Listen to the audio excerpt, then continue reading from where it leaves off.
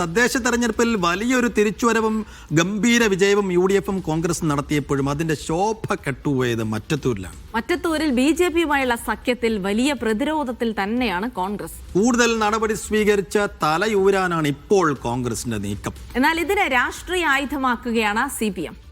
ചർച്ചകൾക്ക് ശേഷം രാജിയിൽ തീരുമാനമെടുക്കുമെന്ന് പാർട്ടിയിൽ നിന്നും പുറത്താക്കപ്പെട്ടവർ അറിയിച്ചു. ആര്യ വിനോദ് ഉണ്ട് വിവരങ്ങൾ നൽകാനായി. ആര്യ, മറ്റത്തൂരിൽ കോൺഗ്രസിന് വലിയ തിരിച്ചടി, അതായത് വലിയ പ്രതിരോധത്തിലേക്ക് കൂടെ നീങ്ങേണ്ട ഒരു സാഹചര്യമുണ്ട്. CPM അടക്കമുള്ളവരൊക്കെ വലിയ വിമർശനം നടത്തുമ്പോഴും ഇവർക്കെതിരെ നടപടി സ്വീകരിച്ചുകൊണ്ട് തലയൂരാനുള്ള ഒരു ശ്രമമൊക്കെ കോൺഗ്രസ് ഇന്നലെ നടത്തിയിട്ടുണ്ടെങ്കിലും അതിന്മേൽ ഇനി കൂടുതൽ കാര്യങ്ങൾ പ്രതീക്ഷിക്കേണ്ടതുണ്ടോ? ഇന്നലെ പ്രത്യേകിച്ച് പുറത്താക്കപ്പെട്ടവരൊക്കെ പ്രതികരണങ്ങളുമായി രംഗത്തെത്തിയതൊക്കെ നമ്മൾ കണ്ടതാണ്. ഈ സാഹചര്യത്തിൽ ഇനിയിപ്പോൾ കൂടുതൽ നടപടികൾ കോൺഗ്രസിൽ നിന്ന് പ്രതീക്ഷിക്കേണ്ടതുണ്ട്. ഇനി പുറത്താക്കപ്പെട്ടവരുടെ നീക്കം അതെന്തായിരിക്കും എന്നുള്ളതും വളരെ നിർണായകമായിരിക്കും. ഇന്നിനി എന്തൊക്കെ പ്രതീക്ഷിക്കുന്നു ആര്യ ഇതുമായി ബന്ധപ്പെട്ട്?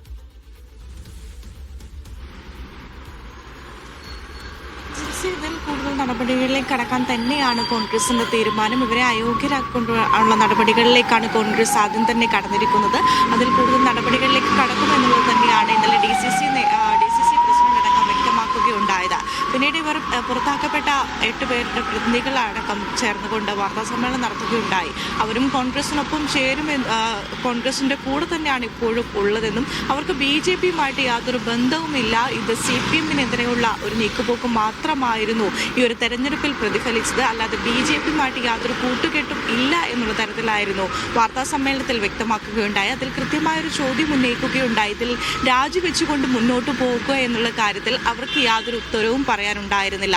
അവർ കോൺഗ്രസുമായി ചർച്ച ചെയ്തുകൊണ്ട് മുന്നോട്ട് പോകും എന്നുള്ള കാര്യം തന്നെയായിരുന്നു. അതിൽ നിർദ്ദേശങ്ങളൊന്നും തന്നെ ഉന്നയിക്കാൻ വേണ്ടി അവർ താല്പര്യപ്പെട്ടില്ല എന്നുള്ളതാണ്. അപ്പോൾ ഇനി മുന്നോട്ട് എങ്ങനെയാണ് എന്നുള്ള കാര്യത്തിൽ കോൺഗ്രസുമായി തന്നെ ചർച്ച ചെയ്ത് മുന്നോട്ട് പോകും എന്നുള്ളതാണ് അവർ വ്യക്തമാക്കുകയുണ്ടായത്. അപ്പോൾ എന്ത് തന്നെയായാലും വീണ്ടും ഈ ഒരു കോൺഗ്രസിന് ഇതൊരു തലവേദനയായി തന്നെ തുടരുന്നൊരു സാഹചര്യം തന്നെയാണ് ഉള്ളത്.